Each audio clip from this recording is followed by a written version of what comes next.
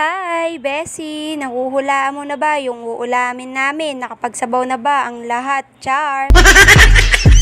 Dito nga, Bessie, ay nagisa nga ako ng sibuyas, bawang, luya. Hinalo-halo ko nga yan, Bessie. At nung mag-aroma na nga, Bessie, isinunod ko na nga dito yung manok at hahaluin ko nga yan para nga din, Bessie, matanggal nga yung lansa ng manok.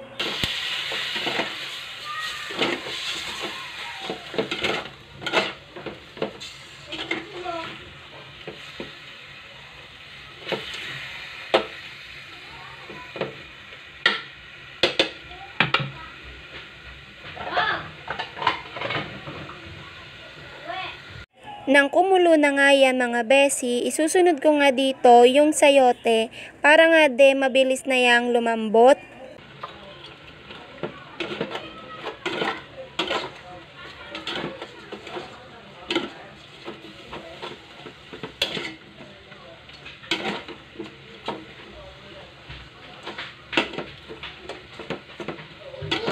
Pero nga, Bessie, kanya-kanya nga tayo ng way ng pagluluto nga ng tinola.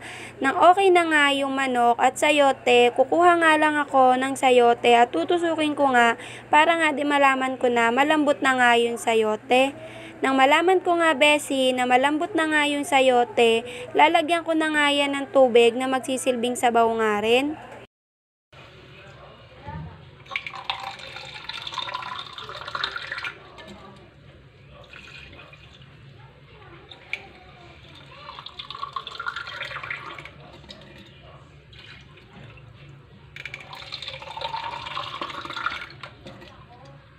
Nang kumulo na nga, Bessie, ay nilagyan ko na nga rin niya ng isang Knorr cubes na chicken, baka naman Knorr cubes, charing!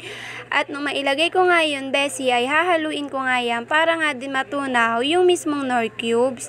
Pagkahalo ko nga ng Bessie, hinayaan ko nga rin muna at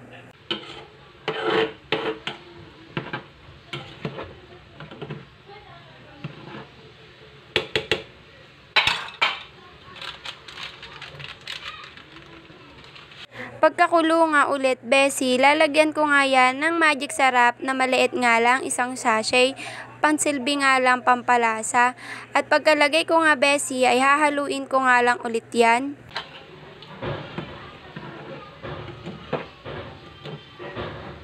Pagkakulo nga, Bessie, isinunod ko nga lang din dito yung dahong sili nga. At hahayaan ko nga lang din yan ulit, Bessie, na kumulo.